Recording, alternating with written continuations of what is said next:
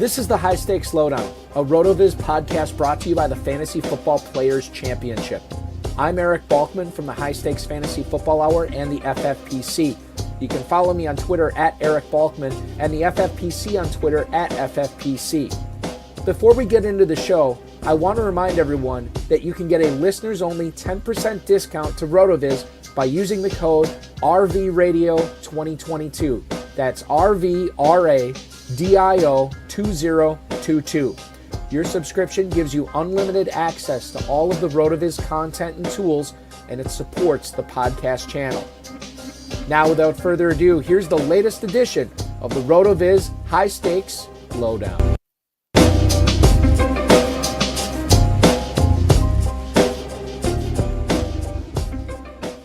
Welcome in to the Season 10 premiere of the RotoViz High-Stakes Lowdown. I am your host, Eric Balkman. You know me from the High-Stakes Fantasy Football Hour, the Better Sports Network's High-Stakes Fantasy Football Show, and of course, the Fantasy Football Players Championship at myffpc.com. So glad to be with you for 10 seasons. Hard to believe that this show has been going on. This is the 10th year of it now. But it's awesome to kick it off because awesome is what the name of the game is for the FFPC in 2025. If you're looking for some fun, we got plenty of Dynasty Orphans. It is Dynasty Orphan season right now.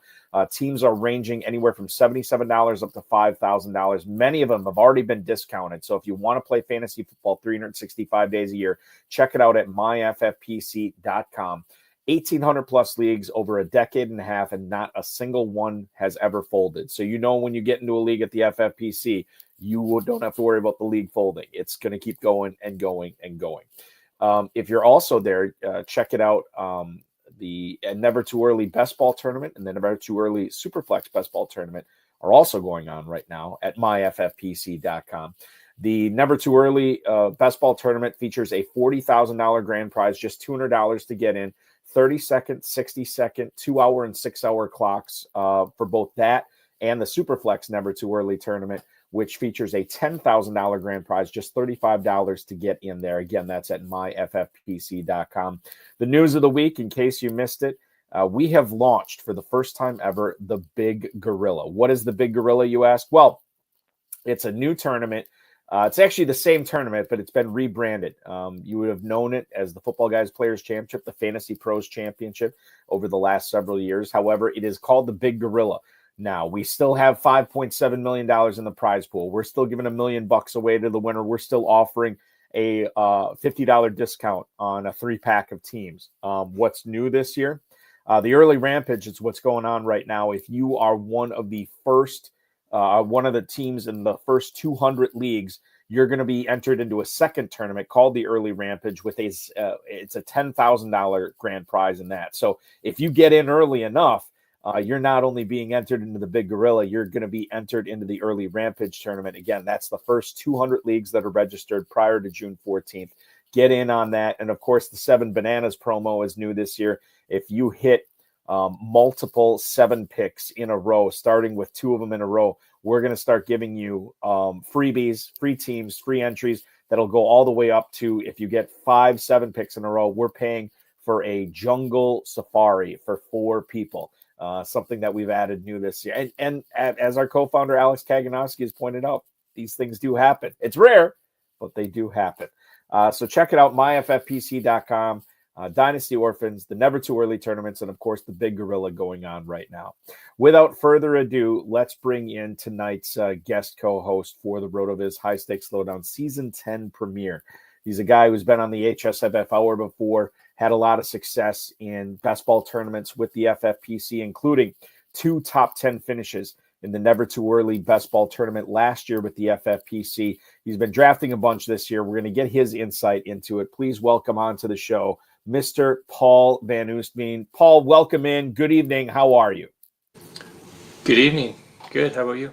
Good. Can't complain. Are you excited that we have all these drafts going on and we're not even in the Super Bowl yet? I know you've been partaking. It's a fun time, right? It's nuts. It's nuts. So, yeah, keep that in mind. The Super Bowl is this week. Right. Any takes that I have tonight can and will change. Yes. But I think that's part of it, right? I mean, like, I think you've been doing this for a while. You understand, like, as more information comes to the forefront, whether that information's in January, February, April, May, August, September, like, we have to change the way we think about players. And what's great about drafting now is you understand that you're getting value, or what we perceive as value, on certain players. We're also staying away from certain players. So as the NFL calendar evolves and as that information evolves, so do our player evaluations too. Yeah, it's fun to draft all off season. It's because you're drafting different guys at different spots, so which is changing. Yeah. Yes. So let's talk specifically, Paul, about this Never-Too-Early tournament. You've had a lot of success in it last year, finishing 9th overall and 10th overall. What is the biggest difference for you in the strategy of drafting teams in the Never-Too-Early tournament compared to, let's say, a best ball tournament that you're drafting in June or perhaps July?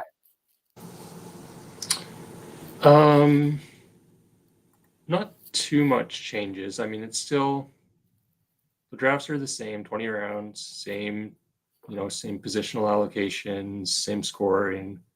Like you said, stuff is changing all off season. So like the values of the players keep changing as we get news. We'll get the combine, that'll change things. We get free agency, that'll change things. And then obviously the draft, which is when this contest ends and the next ones begin.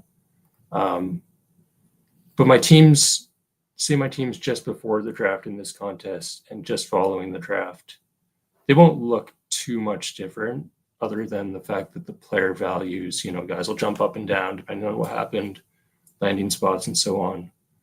The one thing that is a bit different is stacking can be difficult in these. We don't know what the QB is on about. I don't know. I went through the teams today, 8 to 10 teams. We don't know who the QB is going to be. And then some teams we know the QB, but we don't know any of the weapons. Biggest one that came to mind for me is New England. We know May's the QB, but who's he throwing to? Right. Hopefully not the same guys as last season. Right, exactly.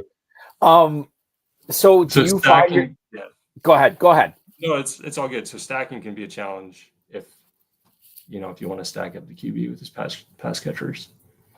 What do you find yourself, because I know we're always trying to draft for ceiling, right? Especially in best ball. Do you find yourself drafting more for floor early on? And specifically what I mean by that is I'm trying to think who I was talking to. Oh, Jared Smola from Draft Sharks. I was talking to him about this. And he talked about drafting a guy like Dak Prescott right now. He's going to be the quarterback in Dallas. Barring injury, he should be putting up numbers. Now he's being drafted as quarterback 18 right now. But is there something warm and fuzzy about drafting Dak Prescott as your second quarterback? Because that there's no competition there. There's no battle. He's going to be the guy. Do you find yourself applying that drafting for floor strategy to a lot of these teams just to get the safety of players that what they're going to be doing, given that this is still February 4th, Paul? I think that makes sense at QB. Like you said, Dak, losing all of your QBs is a bad thing. You want to have healthy QBs, and you want guys who don't get benched, ideally. That said, I'm drafting Justin Fields, so who knows how that'll go. At some positions, I like floor more at QB. At something like receiver, sometimes the guys we think have floor just end up being nothing. Some of the old guys, they get replaced by rookies or free agents. So yeah, I'm looking more for upside on the whole. But yeah, your point about QBs, it makes sense. Just get a QB with a job. Yeah. What about Fields? What do you like about him this year? You think he's going to be starting? Oh, it's the upside. I don't know if he's starting. He has a chance to. Okay. Because for this type of format, I would think that I guess you'd be willing to draft the quarterback who you don't know if he's going to have a job, purely because if he does get the job, like Fields, it's going to be a great a great buy at the value you're getting him right now. Yeah, as soon as Wilson signs with a different team, or I think Fields and Wilson are both free agents. Yeah, from what I've heard, Pittsburgh's making the decision on one of them. They'll bring one of them back, and one of them will move on. So as soon as they make that decision, or it becomes obvious which way the choice is going to go, one of those guys is going to shoot up, especially if it's Fields. I don't think Wilson would go that much higher, but no, okay, because we saw what he was last year, and Fields was just kind of he was either a gadget guy or a package guy. He didn't have the opportunity to play every snap. But when he played at the beginning of the season, he was good. He put up some. He was very good. Absolutely, no question. I mean, he was good for fantasy. He's being drafted right now, Paul, as quarterback 32 in the Never-Too-Early Best Ball Tournament. How do I know that? I'm looking at the data right now from FantasyMojo.com. At FantasyMojo on the X, Darren Armani, not only the godfather of the FFPC Pros versus Joe's Challenge, he's the godfather of FantasyMojo.com. If you are playing in the FFPC, I highly recommend a subscription to Fantasy Mojo. Justin Fields going behind Jalen Milroe, Matthew Stafford, and Geno Smith, and then going ahead of Derek Carr, Russell Wilson, and Jameis Winston right now. Let's talk about, Paul, the running backs, and not the studs, not the Barkleys of the world and Bijan Robinson, Breece Hall. Like, we know those guys are going to be players as long as they're healthy. But what about these players that are the backups or the handcuffs? How much do you look at those guys knowing that, if they get the opportunity, they could hit, and they could hit big, like Jordan Mason last year is a perfect example. Even Zach Charbonnet in certain windows last year carried teams for 2 or 3 weeks. But B, you also know that a lot of stuff can happen, especially when free agency starts, and then we have the NFL draft. The backup running backs and the third string running backs, I think, might be the most volatile position that you have to fill in this tournament. How do you feel about drafting these backup running backs right now? They're definitely volatile, some of them. Well, I guess all of them.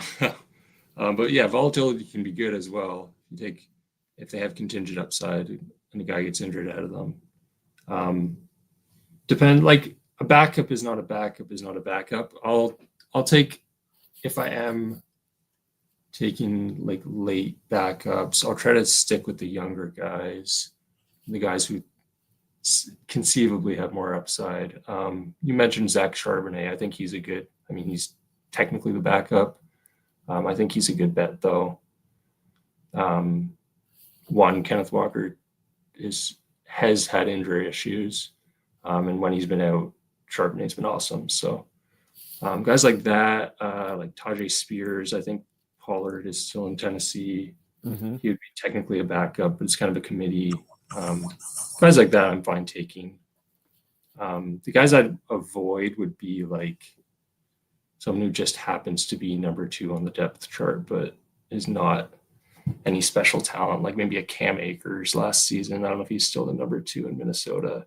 I think he might be a free agent. I'm going to look it up right now. Whatever he is.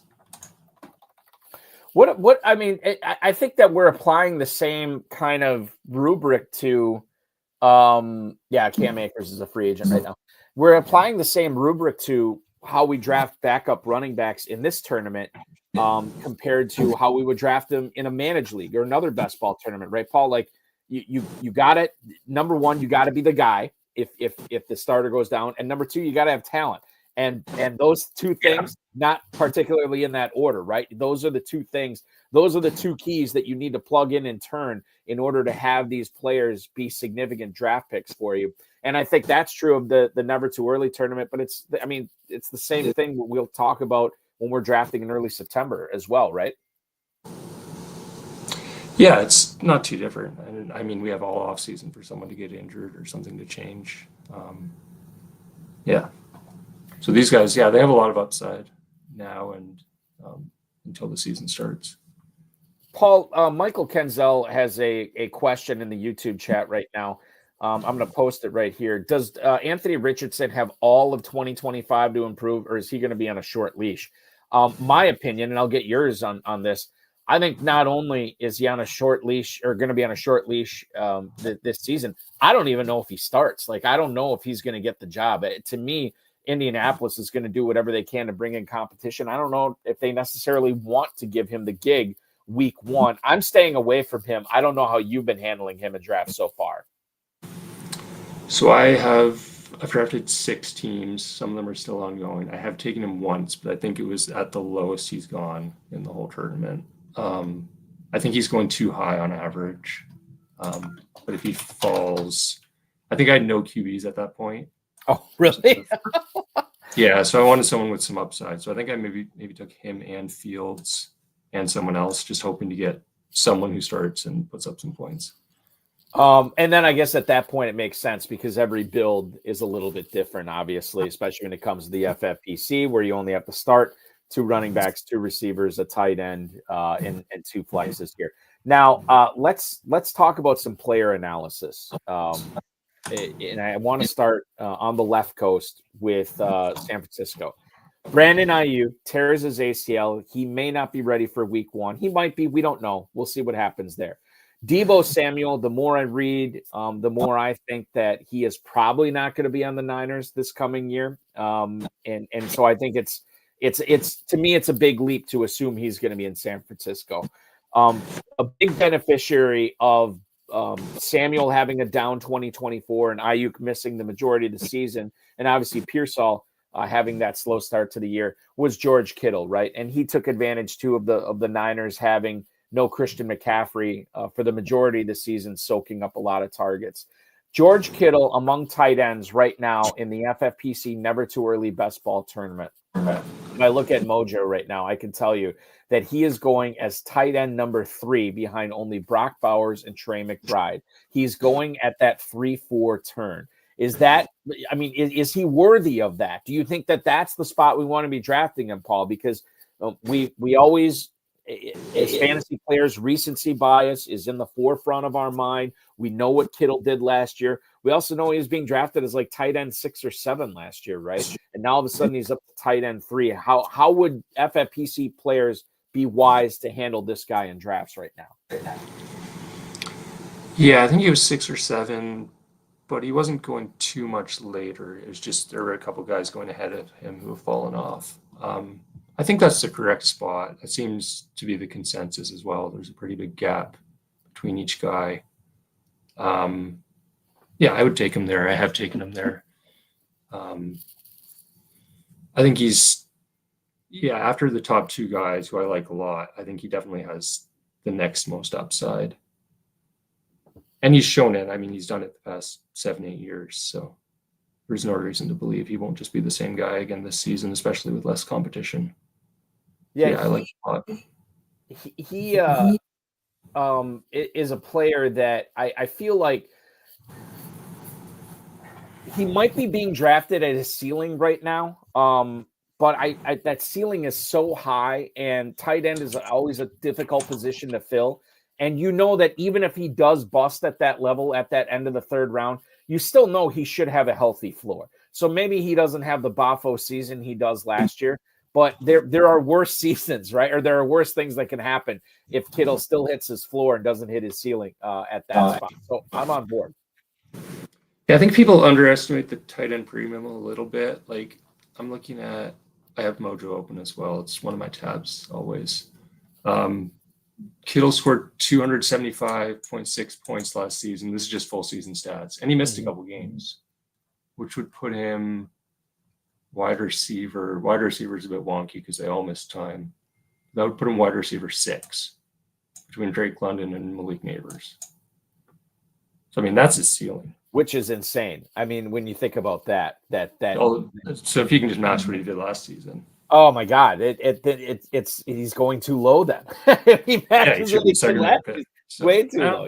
I don't think he's at his ceiling. And Kittle too. I'm gonna look up. I think he's right around 30, Paul, if I remember correctly. He'll turn 32 this year. 32 in October. But I mean, he wasn't like Kelsey this past year where you saw signs of Kelsey slowing down a little bit. I didn't see any of that with George Kittle. Sticking in the NFC, let's move to Chicago.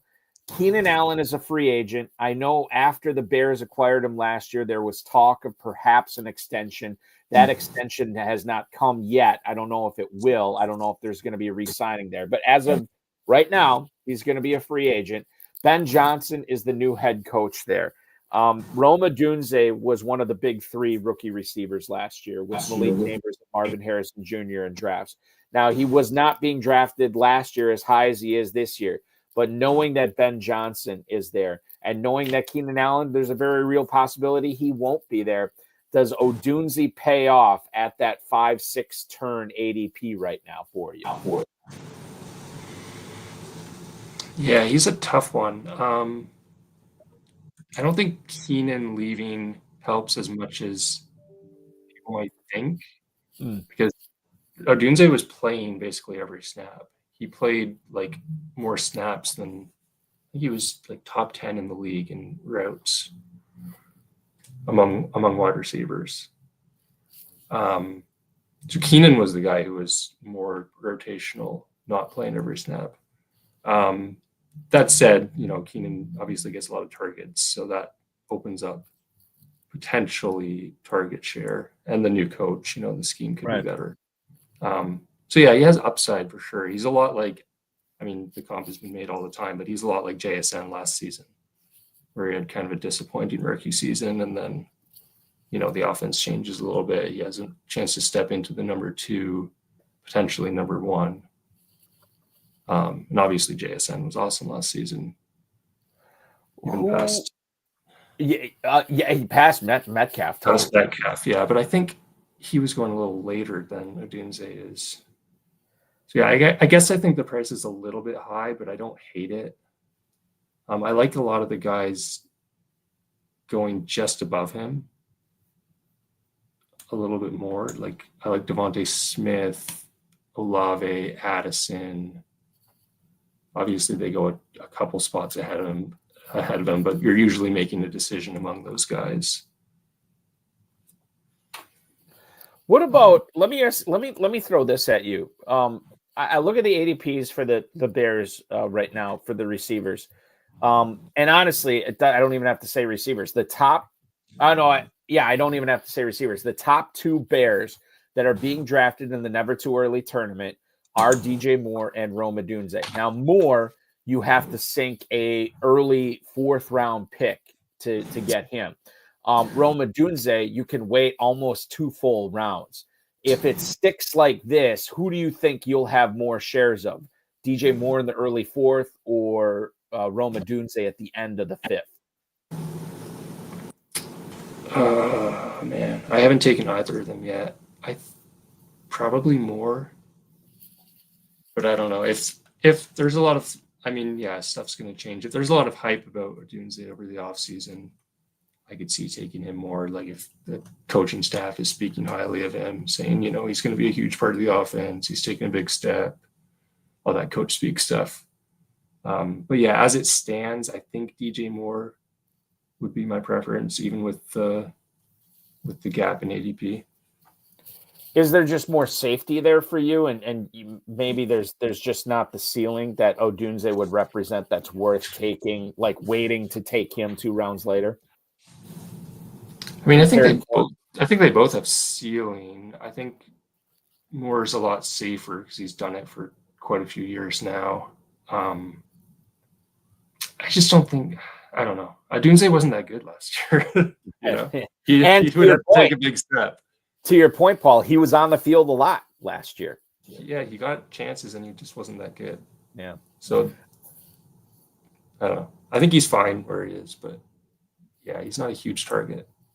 Odunze, just for context sake, for anybody who's looking at the other receivers going around him, he ends kind of a big run in the 5th round. There's a lot of receivers going in the 5th round. In fact, according to Mojo, am I looking at this right? I got 10 receivers going on in the 5th round. I think so.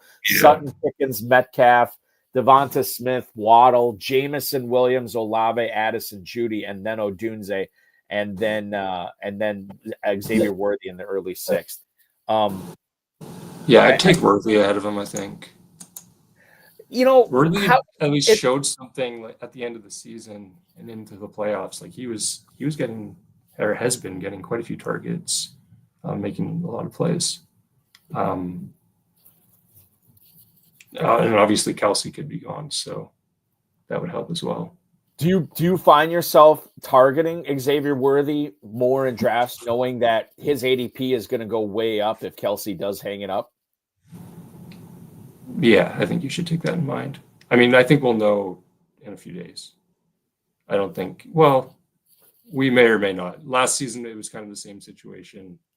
And like Kelsey, as he was accepting the Super Bowl, was like, we're coming back next year. Right. So then we knew if it's the opposite decision and he decides to hang it up, he might take a couple months. So we might know in a few days. We may know, we may not, but that's what's great about drafting right now. Xavier Worthy is the second Kansas City Chiefs player drafted on average in the Never-Too-Early Best Ball Tournament in the FFPC. The only player he's being drafted behind, as far as Chiefs go, is Rashee Rice, who is going at wide receiver 17. He goes at the 402. Xavier Worthy goes at the 602. I know you talked about Worthy and liking him where he's going as far as those other receivers there. But what about Rice, who could throw a monkey wrench into this whole thing when he comes back? He got hurt so early in the season. And there was no torn ACL. I mean, it was a significant knee injury, but he got hurt so early in the season that we could be looking at just a normal offseason for him, and he comes back at full strength. How do you handle Rashee Rice right now, Paul? I like him where he's going. He's a tough one as well because he has the injury and the possible suspension. And I don't know how that's going to shake out.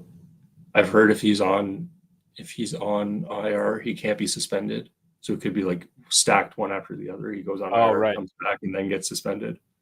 But yeah, so he's definitely has a chance of missing some time. But yeah, he was so good at the beginning of the season.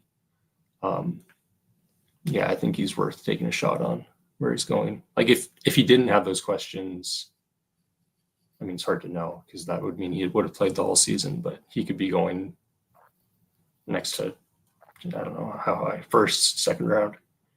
I think that's where he was going last season. Yeah, he was. I should bring that. He was going at like the 2-3. That sounds right. As far as his 2024 ADP, and now he's slipping. I guess that's the thing too. And then he fell with all the suspension stuff. Right. That's why he's slipping, because of the suspension. I don't think anybody is docking him for the injury at all. Coming into to 2025, I think it's all about the suspension. And that could be, 3 games. It could be 6 games, 8. I mean, who knows like what the NFL is going to do with that. The sooner we know, the better, obviously, for sure. Let's talk about tight end here. David Njoku is going, I don't know, right about a round later than Rome Odunze, who we were just talking about. He's at tight end 10. Obviously, we don't know exactly what's going to go on at the quarterback position for Cleveland next year. They have some decisions to make there. Deshaun Watson having the setback with his Achilles, blown out his Achilles. So he's probably out of the picture. Knowing that we don't know the quarterback, knowing that we don't know exactly what's going to happen there, does David Njoku represent a guy that you should be taking advantage of where people are letting him slip because of the unknown for who's throwing the ball to him? How do you feel about Njoku this year, Paul? Yeah, I saw this in the show notes that he was tight end 10, and I thought that seems way too late. So I took a look, and there was a draft. It's ongoing where someone took. If you have Mojo open, just look up the line. Someone took something called Ali's Mac. Alize Mac. I did see that. 5'12". Yeah. And then followed that up with someone else took Dawson Knox in the 5th. Oh, and then this guy took Ali's Mac and Josh Oliver at the 5'6". So that's just messing up the ADP on the. It is, yeah. Yeah, Alize Mac he played for the San Antonio Brahmas last year. He's still under contract with the Brahmas in the UFL. In 2023, he was with the Titans for a cup of coffee, at least. But yeah, that had to be a misclick or something that he was going there. Seventh round pick out of Notre Dame. I mean, I don't know. Who knows? It was a 2-hour slow draft, I think, so maybe a timeout. Could be. Yep. What I'm trying to say is Njoku is actually tight end 7, I believe, if you take out those guys. Okay. Which would make more sense then, that he would be bumped up there. And there's no doubting his talent. But I think, fortune favors the bold. I think that the people that are usually bold in this format usually end up profiting. Is it bold to be taking Njoku as tight end 7? I don't think it's that bold. We don't know who his QB is, but his QB stank last season too. Well, he had Jameis for a bit. It was pretty fun, but he was good last. You have Jerry Jr. the target monster now there too for a full season. Yeah, potentially, but I think they were both good together last season, Njoku and Judy. Most of this was probably with Jameis, but I'd have to dig into game by game which QBs he was good with and bad with. But he was good with Joe Flacco. He's good with Jameis. So I'm not too worried about the QB. We don't know who it's going to be, but it's going to be someone. And they've been pretty pass heavy no matter who the QB is. And yeah, he's a huge part of the offense, like every down tight end. Well, not every down, but he's one of the tight ends that you want. Right. He's one of the tight ends who plays and isn't in some kind of 50-50 mess that he just needs touchdowns, like touchdown dependent. So I think no matter who the QB is, he's solid, and this is where the solid tight ends go. He's with like TJ Hawkinson and these days Mark Andrews. Right. Johnny Smith goes in that range. He's a bit of a tough one. Yeah. How are you handling him this year? I haven't taken him yet. I mean, if he's the same as last season, this is where he should be going, or probably higher even. But definitely higher. Yeah, he's a tough one. He's just, and you're not used to seeing the name that high, Right? Yeah. These drafts this time of year, it's just you see some names in unexpected places. Like, I guess this is what we do with Johnny Smith now. The thing with Smith is he was so dominant for stretches last season. He was such a target funnel for stretches last season. And he flashed a little bit in Atlanta. I mean, how much were we complaining when Kyle Pitts was getting nothing and Johnny Smith was getting everything in 2023?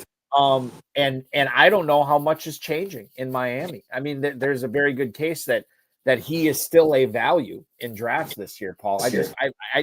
I just can't get a good handle on it, especially considering, I think Tyreek Hill is going to be back, but I guess with that situation, it's a little volatile as well. The Dolphins' passing game in general coming into 2025 is kind of a weird one to figure out. Yeah, I mean, if Tyreek leaves, he's got to. You'd think he would shoot up then, but they probably replace Tyreek with someone else. So I don't know. I don't know if Tyreek leaving actually helps Johnny, because I'm sure he helps open up the offense. Down the seam, over the middle, The perception would be that it helps him, but he was already getting tons of targets as is. So, Johnny, let's keep it on the tight end tip here, and talk about Jake Ferguson in Dallas. Brian Schottenheimer is the new head coach there, and he was a guy that I think people were underwhelmed by the hire. However, keep in mind that he was the OC in Dallas when Dak Prescott and CeeDee Lamb were putting up these big numbers. Now, Ferguson was a guy I know a lot of people were on last year. They were very excited about drafting him as tight end 10, tight end 11, right around there. Is the promotion of Schottenheimer to head coach and keeping him within Dallas, is this actually a good thing for Jake Ferguson? Is it a non-factor? Is it bad? How are you viewing specifically Schottenheimer's impact as a head coach in regards to Ferguson's fantasy value for this season?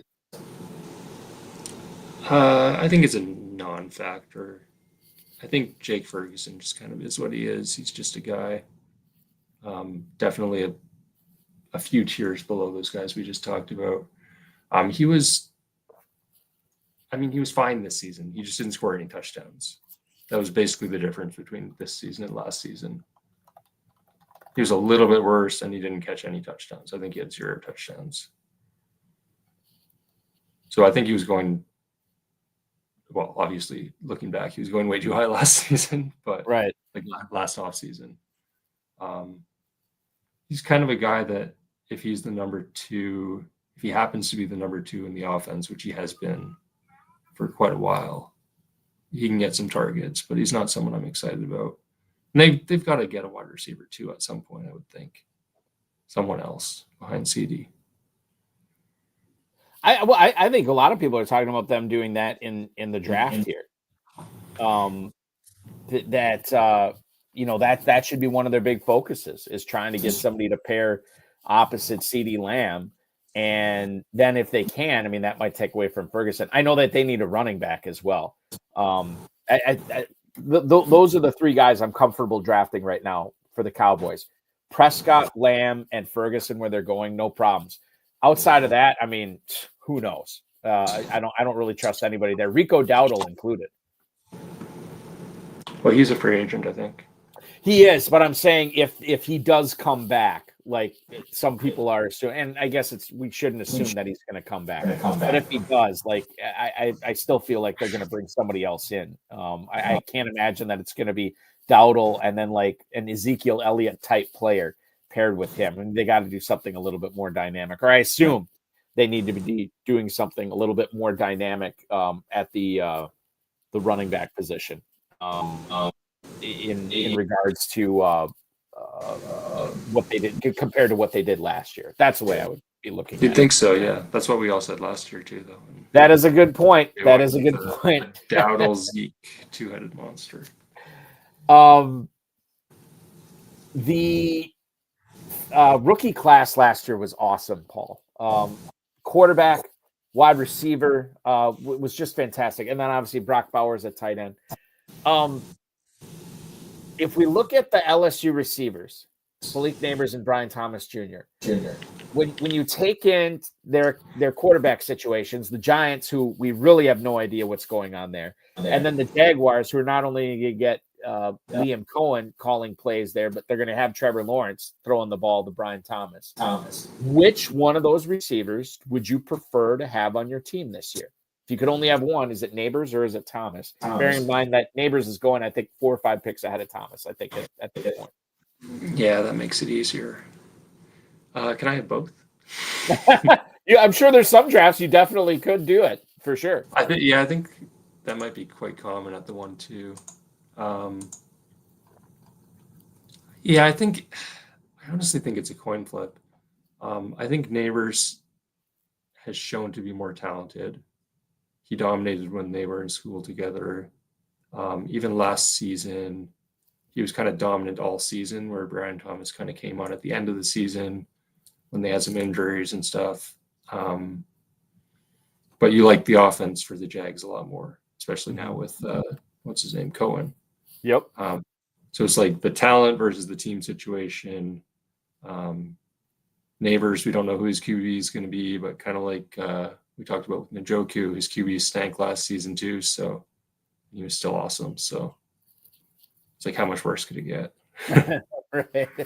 Which is a terrible way of looking at it, but it's also a really good way of trying to figure out what to do as far as fantasy goes. With those 2 guys this year. I think you're right, though. I think that Neighbors, Thomas, 111, 202, 112, 201. I think that's going to happen a lot in this Never-Too-Early Best Ball Tournament, which we could probably look at with Fantasy Mojo's tools at our disposal as well.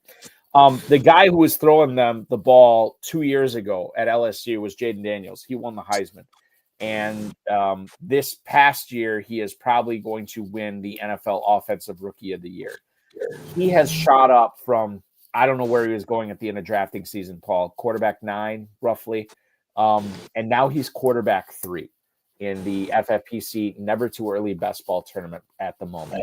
Quarterback 3 behind just Josh Allen and Lamar Jackson. If you want Jaden Daniels, you're going to have to use a end of the 3rd, early 4th round pick on him. How scary is that for you? Does it make you nervous, or are you just like, you know what, that's too high, I'm going to let him go? How are you feeling about Jaden Daniels in your draft room so far this season? I think that's where he should be going. He was QB5 last season with basically 2 5-point games. One game he left with an injury, and then week 17, I think he didn't play the whole game, or what was the situation with them? Anyway, he scored 4.6 points in week 18, I guess, the final week. Yeah, where he got lifted just to save him for the playoffs, essentially.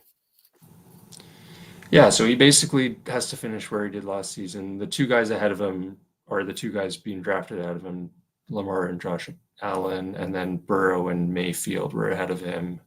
And we don't like, counting on the pocket passers putting up 40 touchdowns again. It's much more stable to bet on the dual threat QBs. So yeah, I think that's where he should be. And his weapons last year were pretty bad as well. Like, he passed in the what was it? Not the NFC. Yeah, NFC Championship. He threw the ball to Zach Ertz 16 times. Right. To give you an idea of how bad his weapons were. I mean, they drafted a second-round tight end who did nothing. Where did Luke McCaffrey go? Fourth? Anyway, a mid-round wide receiver who did nothing. So yeah, besides McLaurin, he basically had no one. Well, not no one, but like Diami Brown, Zacchaeus, like just dime a dozen guys. So yeah, I think they'll add a weapon as well. That'll only help. McLaurin and Ertz were the two guys last year, and yet he was keeping guys like Noah Brown and Olamide Zacchaeus relevant for stretches last year. That's how good Jaden Daniels was. And if you get him some more talent on the perimeter, and I know Ertz wants to come back. What do you make of Ertz? Given what we saw last year, Ertz right now, let's look at the mojo on him, because this is a guy that really showed out for the Commanders last year at the end of the season. Tight end 26 right now, I'm looking at in the 14th round. I mean, to me, that's the perfect tight end 3 if you want to have 3 tight ends in this competition. I like that value, and it sounds like he's going to be back. Yeah, I have one Jaden Daniels team, and I was hoping to get Zach Ertz at the 13-14, and he got sniped. He is hoping to get Zach Ertz. Right, exactly. 25. I'd be disappointed when you don't. He is technically a free agent right now, unrestricted free agent. We'll see. I got to imagine that Jaden Daniels would probably be in the front office's ears saying, hey, look at what we were able to accomplish with this guy in the field last year. We need to come get him back. I don't know how. I can't imagine it's going to be a break the bank type contract. This is his age 35 season, so I would imagine he's back in Washington. But again, we don't want to count on that until it actually happens. We talked about a lot of sophomores this year, but who were rookies last year: Daniels, Neighbors, Thomas. Has there been a specific rookie that you have really been collecting so far, Paul? And second part of that question, how do you sort of feel like feel about drafting rookies in the Never-Too-Early Best Ball Tournament? I've always felt like a lot of these guys come at like good value because there is some trepidation that drafters will have about picking a player when not only do they not know his role on his team, they don't even know what team he's going to be on. How are you handling rookies in this? I take a ton of them, maybe too many. But I looked at my finals teams from last year, and one had 5 rookies and one had 6. And some of them were zeros, but they were late picks, and that's fine. But some of them were hits. So both teams had Worthy, who was going pretty late, like 13th, 14th, before the draft. I think he went up after the combine to like 9th, 10th or something like that. And then when the Chiefs took him, he went way up. But yeah, I take a ton of rookies in these. When in doubt, like especially in the late rounds, if it's between like a veteran that I don't know what kind of job he's going to have, like we talked about the backup running backs, some vet that I don't think is that talented and I don't know what his job's going to be, or some rookie that I know nothing about. I'll just take the rookie I know nothing about. Right. It's fun. Has there been one rookie or maybe a couple of rookies that you feel like you've been collecting, or is there not anybody who's standing out in this class and you're just kind of like picking from all of them so far? I'd like to kind of scatter across all of them because there's going to be hits and misses. I was taking a lot. I took like 2 Genties when he was going in the late second, but he keeps moving up. I think he's going to be kind of 1-2 turn at some point, which is fair. I think I'll still take him there. I think it's funny because I'm in slow draft, so I haven't gotten to the end of the draft in too many, but I think I'm going to take a lot of the late tight ends. It seems to be a good tight end class from what I'm hearing. Yeah. Kind of reminds me of not last year, but 2 years ago when we had, who was it? Michael Mayer was kind of the consensus one, but then behind him we had like Sam Laporta, Kincaid, the 2 Packers guys, someone else. Oh, Darnell Washington. That was the one miss. Oh, yeah, that's right. But there was like 6 tight ends that were being drafted, and 4 or 5 of them ended up being hits. It kind of seems like it could be like that again. So yeah, all of the kind of the consensus top 5 or 6 tight ends, I think I'm going to end up with quite a bit of. Go ahead. Yeah, there's the 2 guys expected to go in the first, Warren and Loveland. They go quite a bit higher, but then the rest of the guys, Fannin, Mason Taylor, Helm, Arroyo. Arroyo, I think, has moved up a little bit since the Senior Bowl. He had such a good week there. But again, he's another guy, like, we just don't know enough about him, and we just don't know where he's going to be going. You might as well just kind of scatter it all around, sprinkle it all around, and see, where these guys end up. And some of these guys will turn out to be hits. The other 2 tight ends from that 2023 class that were both picked in the second round, you had Brenton Strange from Jacksonville and then Luke Schoonmaker from Dallas. So that was a pretty good tight end class.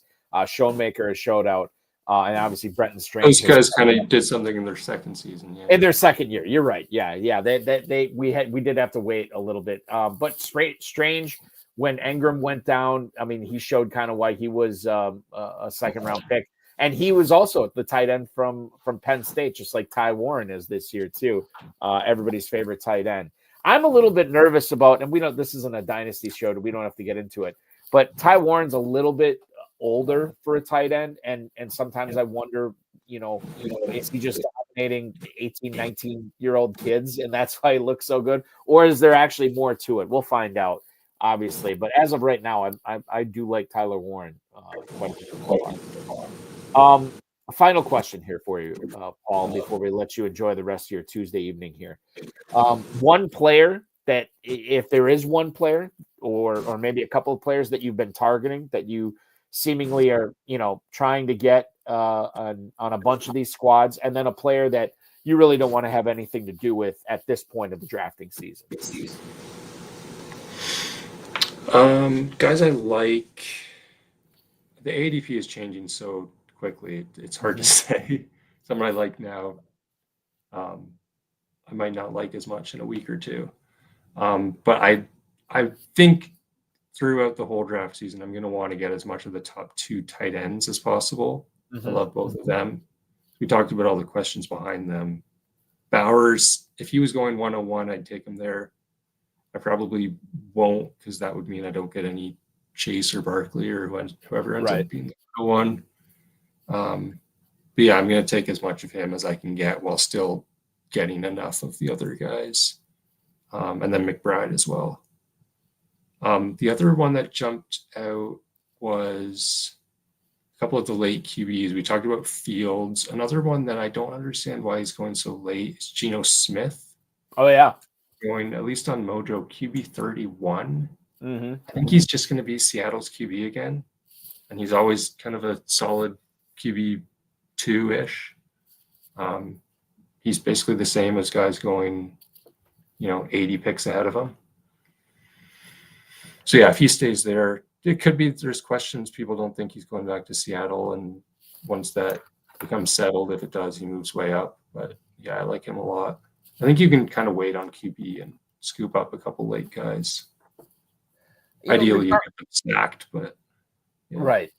Regarding Geno Smith, who's under contract for one more year with Seattle, I get why people might not like him as much or they think he's not going to do the numbers that he did in 2024. Not like he did unbelievable numbers, but when they get rid of Ryan Grubb and they bring in the guy Clint Kubiak out of New Orleans, and Michael McDonald's been very vocal about wanting to have more balance and not having such a pass heavy scheme. So then you would think that would probably take away from Geno Smith, which I can get on board with. What I can't get on board with is letting him fall all the way out of the top 30 at quarterbacks. That just is mystifying to me. This is a guy, similar to Prescott, right? You know what he's going to do. We're fairly sure he's going to be the guy in Seattle. So to have him out of the top 30, I can't get on board with that. I think he's a very good value, and I totally get why you're targeting him where you are. The other thing I was going to bring up too, Paul, and this, we'll see if this holds throughout drafting season. We had no tight ends go in the first round on average in the FFPC main event last year. And now this year we got two rock solid ones in Trey McBride and Brock Bowers. It's maybe tight ends are back this year. We'll see what happens. But you said those are the two tight ends you're targeting the most as the top two off the board. Yeah, they got to be. I mean, those two guys were number 3 and 4, I think, in catches in the entire league last season. In the league, yeah. And they get 1.5 points for each of their catches. So. And you think that, just one more question to add on to that. You think people don't take the tight end premium aspect serious enough in this tournament and the others with the FFPC? Definitely not in the best ball, I would say. I don't think people take enough tight ends. Like, I take 4 tight ends on most of my teams. Interesting. And I see lots of people taking 2 to 3. I'll never take 2. I'll take 3 if I have like 3 good ones, which I'll do sometimes. I'll take like 3 elite tight ends and then be done. Elite, like in the first 5 or 6 rounds. Right. Yeah. I get you. And then sometimes I'll take 5 if I take them all late. Really? 5 tight ends? Oh, I suppose because then you're stacked at running back and receiver. So you can. I think maybe some of the main event or the managed kind of trickles over, because in those I wouldn't take so many. I'd take 2 because you're going to start the one guy and you don't need a bench full of backups. The backups don't have that much upside. Well, they have spike week upside, but you don't know when those spike weeks are going to happen. So they're just going to sit on the bench. Right. But in best ball, if these guys get 5 catches and a tight end or a touchdown one week, that could be a 20-point week. That's usable. Yeah. So we're just scraped the surface of not only the Never-Too-Early Best Ball Tournament, but everything going on in 2025 with fantasy football drafts at the FFPC. Paul, I want to congratulate you on finishing with 2 teams in the top 10 in this tournament last year. I wish you nothing but good luck this year as you try to take down the grand prize, something you came very close to doing this past season. So be good. Thank you so much for hanging out with me tonight. Appreciate all your insight. Good luck the rest of the way. I'll see you in the draft rooms. Thanks for joining me tonight, dude. Thanks a lot. Have a good one. Absolutely. You too. That is Paul Vanoostveen, the 9th and 10th place owner of the 2 teams that finished, 9th and 10th place in the Never-Too-Early Best Ball Tournament in 2024. He's back at it in 2025. You heard him say he's got a half dozen drafts going on right now. I think 3 of them are done and 3 of them are ongoing. You can join him and compete against him and other FFPC like-minded fantasy footballers when you go to myffpc.com, myffpc.com. Myffpc.com is the home for the Never-Too-Early Best Ball Tournament, the Never-Too-Early Superflex Best Ball Tournament. The Never-Too-Early Tournament features a $40,000 grand prize you can get in for $200. The Superflex version is a $10,000 grand prize contest with a $35 entry fee. So make sure you're checking that out at myffpc.com. Myffpc.com is where to go for that. And while you're there, you can pick up some Dynasty Orphans as well. Dynasty Orphans have been discounted.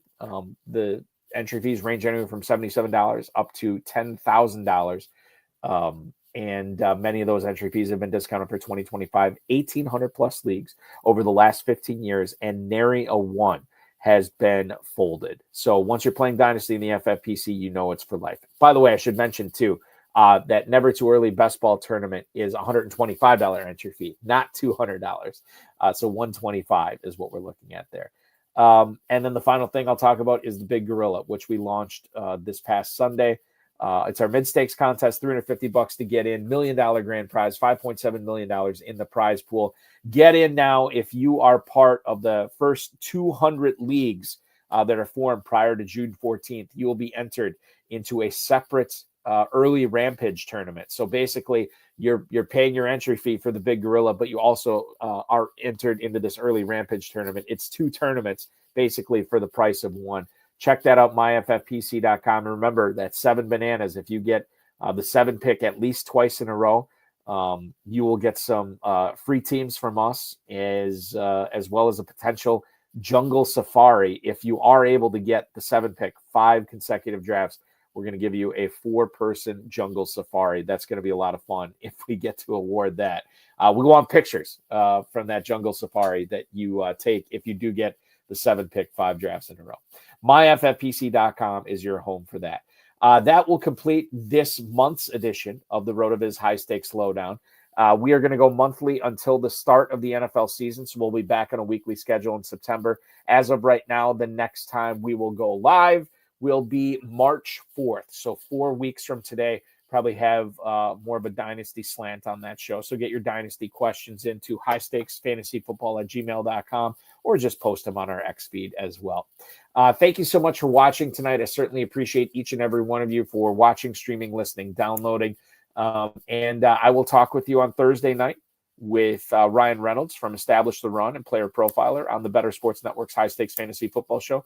And then Scott Thomas and I will chop it up on the High Stakes Fantasy Football Hour on the FFPC socials Friday night at 10 o'clock. Scott Thomas, another Never-Too-Early Best Ball Tournament drafter. In fact, his son was just on the show last week, Brad, and he won the Never-Too-Early Tournament last year. We'll get Scott's thoughts on how he plans to dethrone his son from having that crown in 2025. Appreciate each and every one of you. Thanks so much. We'll get out of here. Enjoy the rest of your Tuesday, and we'll talk with you in March.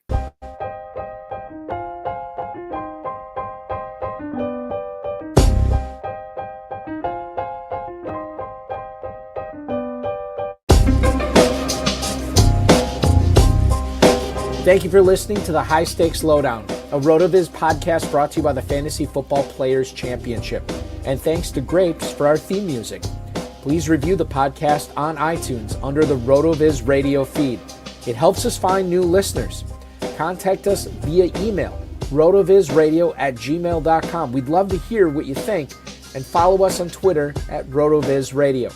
And remember, you can always support the show by subscribing to RotoViz at a 10% discount through the NFL podcast homepage, rotoviz.com/podcast.